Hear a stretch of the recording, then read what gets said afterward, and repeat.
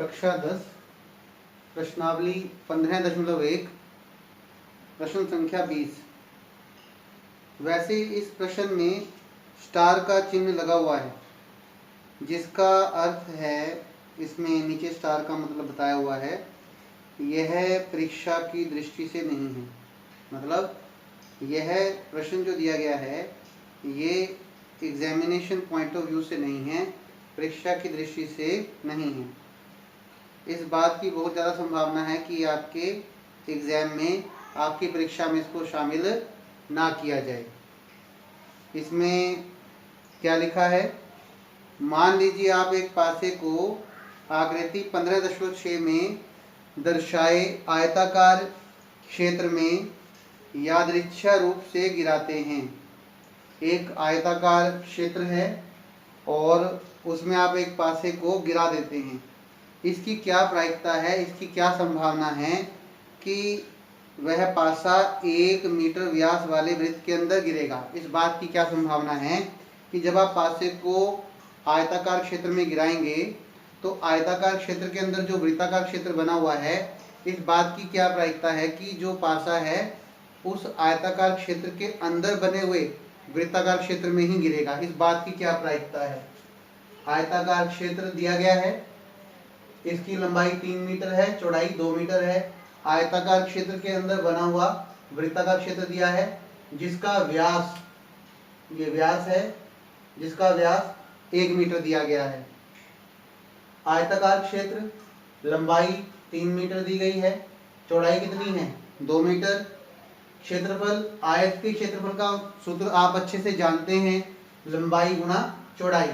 लंबाई 3 है गुणा चौड़ाई, चौड़ाई का आंसर कितना है 2, 3 दूनी 6 और मीटर के ऊपर शक्ति 2 लगाया हुआ है, इसको आप 6 वर्ग मीटर बोलेंगे। क्षेत्रफल चाहे आयत का हो, क्षेत्रफल चाहे वर्ग का हो, क्षेत्रफल चाहे त्रिभुज का हो, क्षेत्रफल के लिए हमेशा हम क्या यूज करते हैं, वर्ग मीटर, वर्ग सेंटीमीटर, इस तरीके से हम यूज करते हैं। वर्ग लगाना जरूरी है। आगे इसमें लिखा है आयताकार क्षेत्र में बना वृत्ताकार क्षेत्र। आयताकार क्षेत्र के अंदर वृत्ताकार क्षेत्र बना हुआ है, व्यास कितना है उसमें बताया गया है 1 मीटर व्यास वाले। व्यास कितना है 1 मीटर, व्यास d बराबर है 1 मीटर। और हमें अगर क्षेत्रफल निकालना है तो त्रिज्या की आवश्यकता पड़ती है। त्रिज्या r, त्रिज्या जो है वो हमेशा व्यास से आधी होती है, हाफ होती है। तो व्यास का आधा, d का आधा कर दिया, d के बटे में, व्यास के बटे में 2 लगाया, व्यास 1 है, 1 के बटे में 2, 1/2 मीटर। क्षेत्रफल के लिए सूत्र क्या है, वृत्त के क्षेत्रफल का सूत्र क्या होता है, पाई r की 2, पाई त्रिज्या की शक्ति 2, क्षेत्रफल बराबर है पाई r की 2, पाई मतलब पाई r की 2, त्रिज्या, त्रिज्या कितनी है 1/2 है, और r की 2 का मतलब क्या है, त्रिज्या की शक्ति 2, यानी कि r 2 बार है गुणा में, त्रिज्या 2 बार है गुणा में, 1/2 गुणा 1/2, 1 एकम 1, 2 दूनी 4, पाई गुणा 1/4। अब अगर पाई को 1 से गुणा करो तो अगर मैं कहूँ पाई एकम तो पाई हो जाएगा, क्योंकि हमने इसके स्थान पर 22/7 नहीं लगाया। अगर 22/7 लगाया होता तो 22 एकम 22 हो जाता, पाई एकम पाई हो गया, पाई ऊपर और बटे में 4 आ गया, पाई/4, क्योंकि क्षेत्रफल है और क्षेत्रफल वर्ग मीटर, वर्ग सेंटीमीटर में आता है, इसलिए लिखा गया वर्ग मीटर, पाई/4 वर्ग मीटर। अब सवाल ये है, प्रश्न ये है, इसकी क्या प्रायिकता है कि वह पासा 1 मीटर व्यास वाले वृत्त के अंदर ही गिरेगा। P इवेंट, घटना की प्रायिकता P, और वो घटना क्या है, पासा वृत्त के अंदर ही गिरेगा, पासा वृत्त के अंदर गिरेगा। P के अनुकूल परिणामों की संख्या, सभी संभव परिणामों की संख्या। पासा तो कहीं भी गिर सकता है, वृत्त में भी और आयत में भी, तो कुल परिणाम जो है वो आयत का क्षेत्रफल है, सभी संभव परिणामों की संख्या जो आयत का क्षेत्रफल है। और वो कह रहे हैं पासा वृत्त के अंदर ही गिरेगा, इसलिए वृत्त का क्षेत्रफल। ई के अनुकूल परिणामों की संख्या कितनी होगी, जो वृत्त का क्षेत्रफल है वह पाई/4, इसलिए पाई/4। और फिर से एक थोड़ा सा बड़ा बटा लगा दिया गया। सभी संभव परिणाम कितने हो सकते हैं, क्योंकि पासा आयत में भी गिर सकता है, सभी संभव परिणाम में वृत्त के परिणाम भी शामिल है और आयत के परिणाम भी शामिल है, इसलिए सभी संभव परिणाम के लिए हमने आयत और वृत्त दोनों के क्षेत्रफलों को ले लिया, यानी कि हमने आयत के क्षेत्रफल को ले लिया जिसमें वृत्त का क्षेत्रफल भी शामिल है। तो बटे में क्या लिखा गया है 6, क्योंकि आयत का क्षेत्रफल कितना दिया है 6 दिया गया है, पाई/4 बड़ा बटा लगाया 6, पाई/4 इस 6 को आप 6/1 भी लिख सकते हो। π/4 इसके स्थान पर लिखा गुणा और 6/1 को फिर से उल्टा किया, उसका व्युत्क्रम कर दिया, उल्टा क्रम कर दिया 1/6। पाई एकम पाई, 4 छिक्का 24। तो पासा वृत्त के अंदर गिरेगा। इस बात की प्रायिकता कितनी है? पाई। कक्षा 10 प्रश्नावली 15.1 प्रश्न संख्या है 21। 144 बॉल पेनों के समूह में 20 बॉल पेन खराब हैं। कुल बॉल पेन हैं 144 और उन 144 बॉल पेनों में 20 बॉल पेन खराब है। मतलब अगर हम 144 में से 20 माइनस कर दें तो बाकी के सभी बॉल पेन सही हैं, अच्छे हैं और शेष अच्छे हैं। आप वही पेन खरीदना चाहेंगे जो अच्छा हो। बिल्कुल उसने प्रैक्टिकल व्यवहारिक बात कही है, जो पेन अच्छा होगा उसे ही, उस पेन को ही हम खरीदना चाहेंगे, परंतु खराब पेन आप खरीदना नहीं चाहेंगे। दुकानदार इन पेनों में से यादृच्छा एक पेन निकालकर आपको देता है। इसकी क्या प्रायिकता है कि आप वह पेन खरीदेंगे? आपके द्वारा उस पेन को खरीदने की प्रायिकता क्या है? ये पहला भाग है। कुल पेन 144 हैं, खराब पेन 20, अच्छे पेन। कुल पेन 144 में से खराब पेनों को माइनस कर दिया गया है। 144 माइनस 20, 144 में से अगर हम 20 माइनस करेंगे तो हमें क्या प्राप्त होगा? 124 प्राप्त होगा। पी इवेंट नंबर 1 पहली घटना की, इवेंट नंबर 1 पहली घटना की पी, पहली घटना की प्रायिकता, पी प्रायिकता। और वो पहली घटना क्या है? आप वह पेन खरीदेंगे। हम कौन सा पेन खरीदेंगे? जो पेन अच्छा होगा। ई के अनुकूल परिणामों की संख्या, सभी संभव परिणामों की संख्या। ई के अनुकूल परिणामों की संख्या। पेन कब खरीदेंगे? जब वो पेन अच्छा होगा।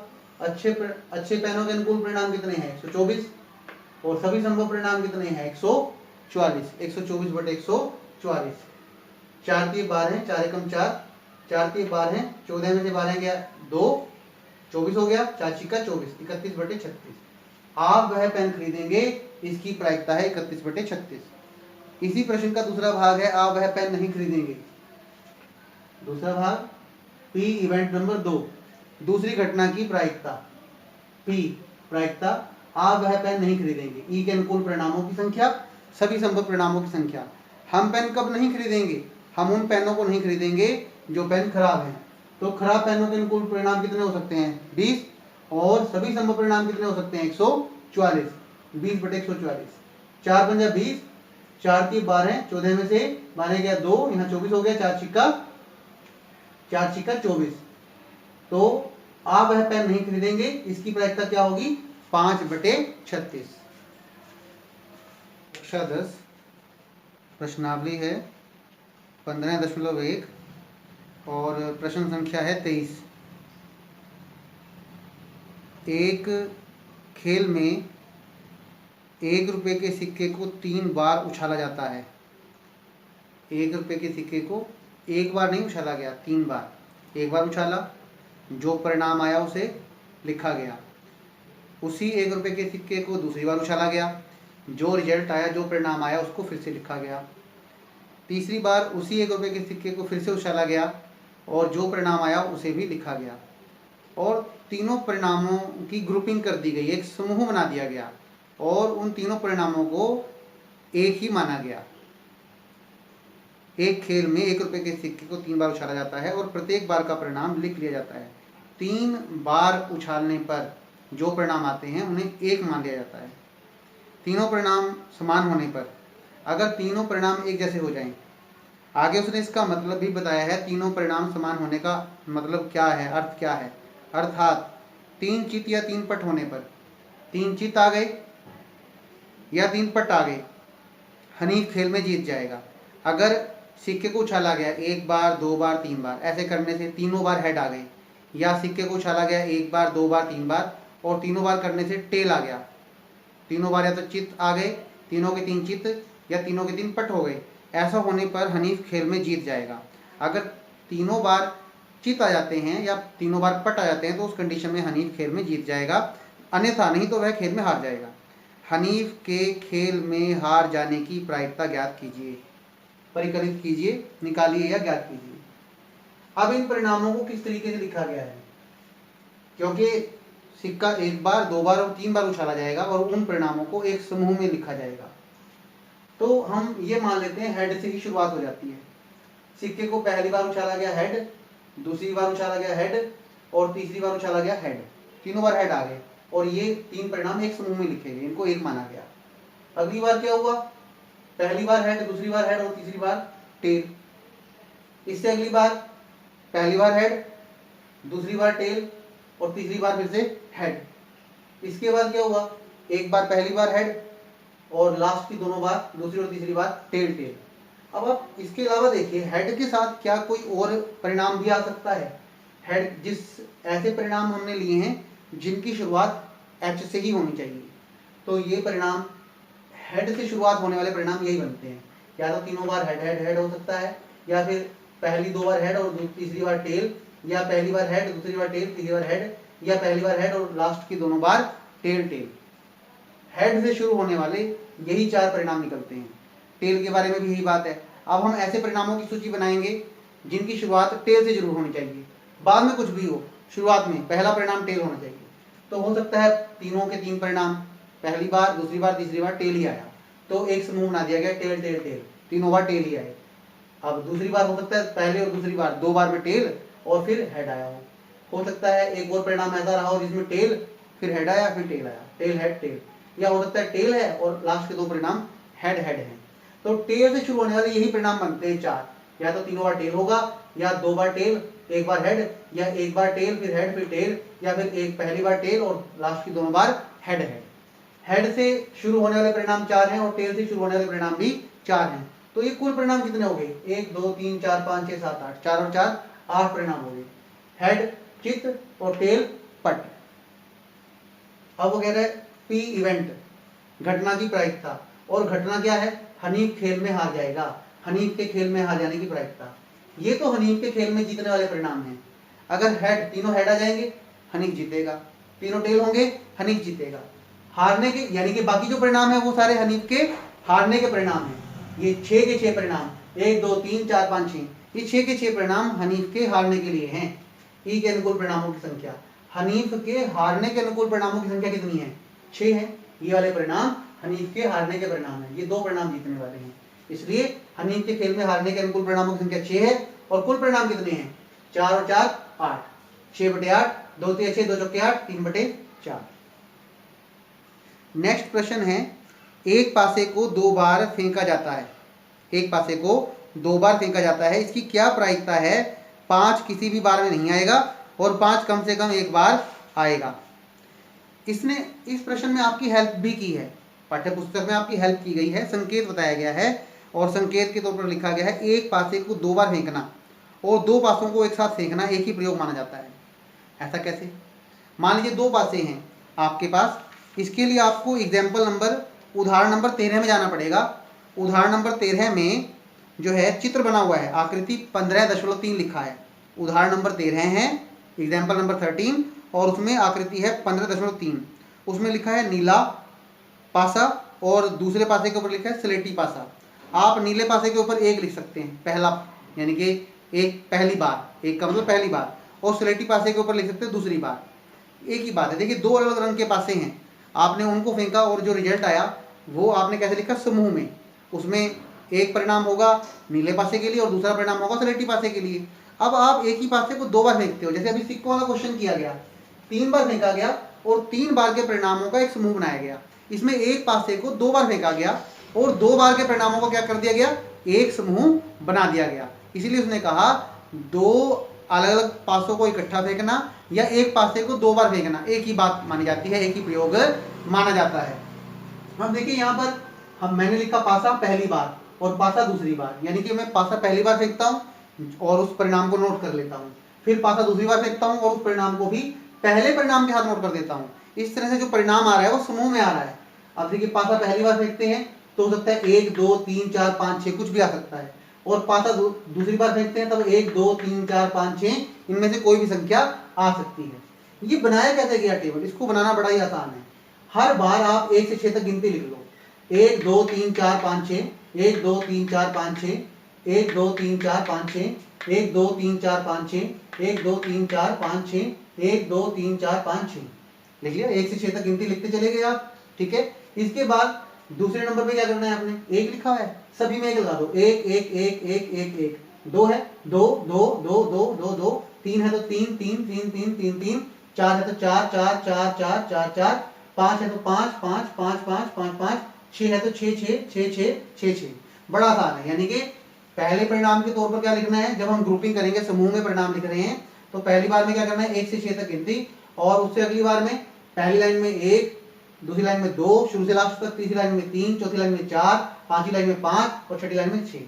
तो ये जब आप एग्जाम दे रहे होंगे या कभी टेस्ट देते हैं तो इसको बनाना बड़ा ही आसान है। अब ये आपके सामने लिखा हुआ है, ये आपने देख लिया चार्ट कैसे बना हुआ है। अब प्रश्न क्या है, प्रश्न है 5 किसी भी बार में नहीं आएगा, इस बात की प्रायिकता निकालनी है। पी इवेंट नंबर 1, पहली घटना की प्रायिकता, पी प्रायिकता 5 किसी भी बार में नहीं आएगा, 5 किसी भी बार में नहीं आएगा, इसकी प्रायिकता निकालनी है। अब आप देखिए, हर जितने भी आप ये देखते हैं स्तंभ कॉलम देखते हैं, इनमें 5 एक बार है। पहला जो स्तंभ है इसमें 5 एक बार आ रहा है, दूसरे स्तंभ में 5 एक बार आ रहा है, एक बार, तीसरे स्तंभ में 5 एक बार आ रहा है, चौथे स्तंभ में भी 5 एक बार आ रहा है, 5 एक बार आ रहा है, और जो पांचवा स्तंभ है वो 5 का ही है, इसलिए उसमें 5 जो है वो 5 बार ही आएगा, 5 5 5 5 5, सॉरी 6 बार आएगा, 5 बार नहीं, 1 2 3 4 5 6। तो इस पूरे स्तंभ में 5 ही आएगा, तो 5 का ही स्तंभ है ये, इसलिए यहाँ पर 5 कितनी बार आया, 6 बार। अगले स्तंभ में भी देखिए 5 एक बार आया है, एक बार, 1 जमा 1 जमा 1 जमा 1 जमा 6 जमा 1, 6 7 8 9 10 11 बार जो 5 आ रहा है वो 11 बार, कम से कम एक बार 5 जरूर आता है। वो 11 ऐसे परिणाम हैं जिसमें 5 कम से कम एक बार जरूर आता है, 2 बार भी आ रहा है पर एक बार तो आ ही रहा है। ये 11 परिणाम ऐसे हैं और ये सभी अंकों के लिए हैं। अगर आपसे पूछा जाए 2 कम से कम एक बार आ रहा है तो 11 बार तो कम से कम आएगा ही आएगा। अभी हम 5 की बात करते हैं, तो ये 11 परिणाम ऐसे हैं जिसमें 5 एक बार आ रहा है, लेकिन उसने ये नहीं कहा 5 एक बार आएगा। उसका जो पहला क्वेश्चन है वो ये है 5 किसी भी बार में नहीं आएगा। ई के अनुकूल परिणाम, कुल परिणाम कितने हैं, 36। 11 परिणाम तो ऐसे हैं जिसमें 5 आ रहा है या 5 आएगा, 11 परिणाम ऐसे हैं। यानी कि अगर हम 11 परिणामों को निकाल दें तो बाकी परिणाम ऐसे होंगे जिसमें 5 एक बार भी नहीं आएगा, क्योंकि जिसमें 5 एक बार आ रहा है हमने वो परिणाम भी ले लिए, और जिसमें 5 2 बार आ रहा है हमने वो परिणाम भी ले लिए। 11 परिणाम ऐसे हैं जिनमें 11 जोड़े ऐसे हैं जिनमें 5 या तो एक बार आ रहा है या 2 बार आ रहा है, वो निकाल दिए। अब 36 - 11 25, 25 परिणाम, 25 जोड़े ऐसे हैं जिसमें 5 एक बार भी नहीं आता, क्योंकि यही प्रश्न है 5 किसी भी बार में नहीं आएगा। तो 25 परिणाम ऐसे होंगे जब 5 किसी भी बार नहीं आएगा, एक भी बार नहीं आएगा। आप चेक भी कर सकते हैं, 25 परिणाम ऐसे हैं, 25 जोड़े ऐसे हैं जिसमें 5 एक बार भी नहीं दिया हुआ, तो 25/36। दूसरा इसका प्रश्न है 5 कम से कम एक बार आएगा, 5 कम से कम एक बार आएगा। पी इवेंट नंबर 2, दूसरी घटना की प्रायिकता, पी 5 कम से कम एक बार आएगा। ई के अनुकूल परिणामों की संख्या, सभी संभव परिणामों की संख्या।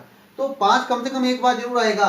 ये 11 परिणाम ऐसे हैं जिसमें 5 कम से कम एक बार जरूर आता है। एक बार तो ऐसा हुआ 2 बार आ गया, लेकिन एक बार तो कम से कम जरूर आ रहा है।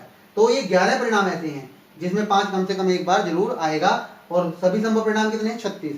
तो 5 कम से कम एक बार आएगा, इसकी क्या प्रायिकता है, 11/36।